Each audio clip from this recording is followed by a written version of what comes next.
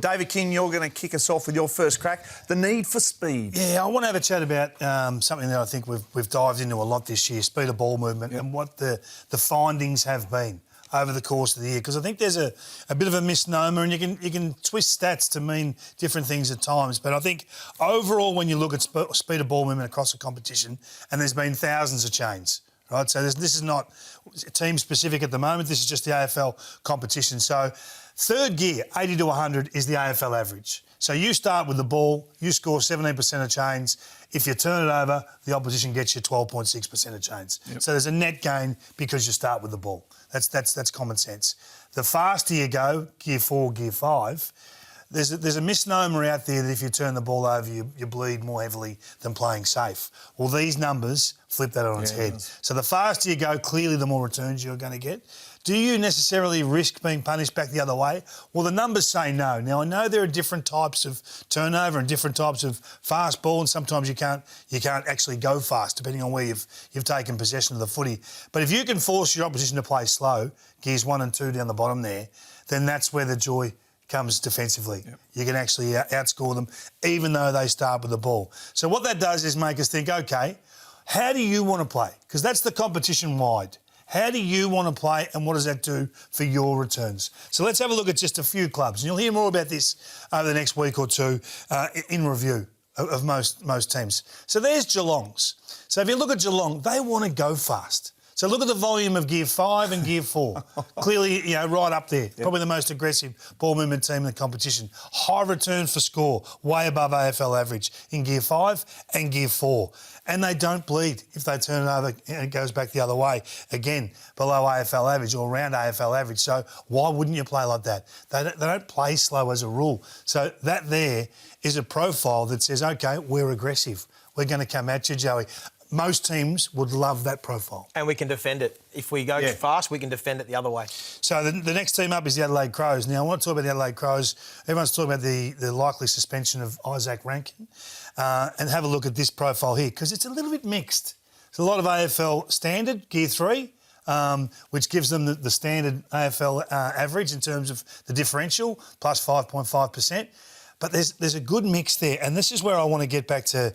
I think they are a little bit talent-related. Like when you look at those slow ball movements down the bottom there, that they bleed pretty heavily on slow ball movement, probably above AFL average. And even when they go slow, there's an issue there, Joe. I think that they are able to score when they go really slow, which is an anomaly.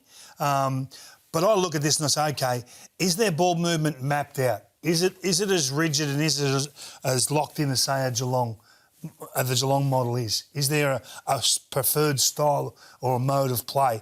And on that evidence there, you'd say no across the season. Now, you'd have to drill down a little bit more the last 4 to 6 weeks, but across the season, you'd say pretty good profile, but pretty much standard AFL. Yeah, it's interesting for the chains too. You look at the Gear 5, that was Geelong's highest. Yep. And then you obviously Adelaide's third gear is their highest. Bit more, which is a bit more AFL average. And we've spoken in recent weeks about their ball movement is probably a bit of a myth because they are one of the poorer teams moving the ball from D50 to inside 50. So maybe that represents that they can't play to speed or they don't play to speed like some of the other teams. And when they do, that punish graphic there, top two, so 160 plus, fifth gear, fourth gear, 7.3 and 8.2 are below AFL average. So they don't necessarily get you when they play fast. So they're an interesting watch. I still think when you look at them, you're talking a little bit of talent, and the wild card of Isaac Rankin in that forward 50 is clearly a talking point. There's Collingwood's. And we look at the Pies and you say, OK, look at the right-hand side. They really don't bleed. This is why they're such a good defensive profile. They're very organised, very structured. You see them point long down the line, and OK, they may not get through, but they're not hurting back the other way. That surprises me. Yeah, well, I think it's a pretty good profile in terms of your in terms of being able to hold up, and they just don't get punished. Look at those numbers there, well down on AFL average. The 7.8% there and the 11% in gears 1 and 2. When they turn it over, they hold up beautifully. So you say they don't score as frequently as some of those other teams, but they don't get scored against. That is their big strength, which we know they build their ball movement sometimes to be able to defend. So they've chosen a path and it works for them. OK, we might not love it outside looking in, but it works for them. So this is the Fremantle model, which I think is meant to look a little bit similar to the Collingwood one. a little bit safer, but where we had the 7.8 and the 11, gears 1 and 2 on the opposition punish, they're at 12 and 11.5. So that's pretty high if you're going to play slow footy. But you can see there's not as much aggression. There's less fast change, if you like, gear 4, gear 5, 333 and 330. So it just makes you wonder that if this is by design, you'd love to see the green on the right-hand side that Collingwood had.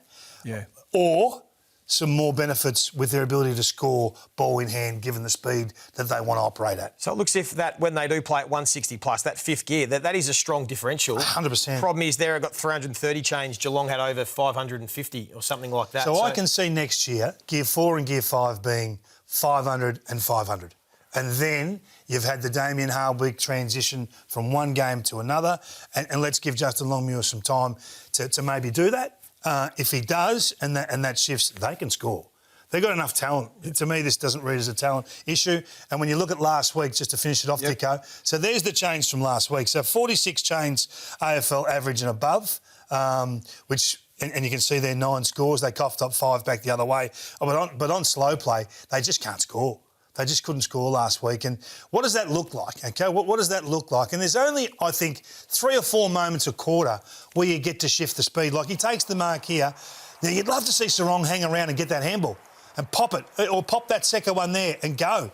Look, there's opportunity, but instead they go to the uncontested mark, which slows everything down. Now, it's only simple, but forwards ahead of this don't really get the opportunity to capitalise on the gaps that they've got. Same thing again here, pop that handball. So they're really simple little opportunities that have a massive impact on the speed of ball movement profiling. Yeah, and this was early in the game. This was first quarter stuff, wasn't it? All first quarter. Yeah, so that just maybe goes a bit of the mindset and the intent. And in the end, you turn the ball over anyway, so you might as well turn the ball over being more aggressive. And same thing here. Like, they are a handballing team. Like, they got a wave run there. Yeah, they have. You'd love to see that link up. So there's not the gaps. We keep talking about the gaps in the game. They're not massive. There are 3 or 4 instances, 4 or 5 moments. But in a final series, when you've got an outnumber, you need to maximise it.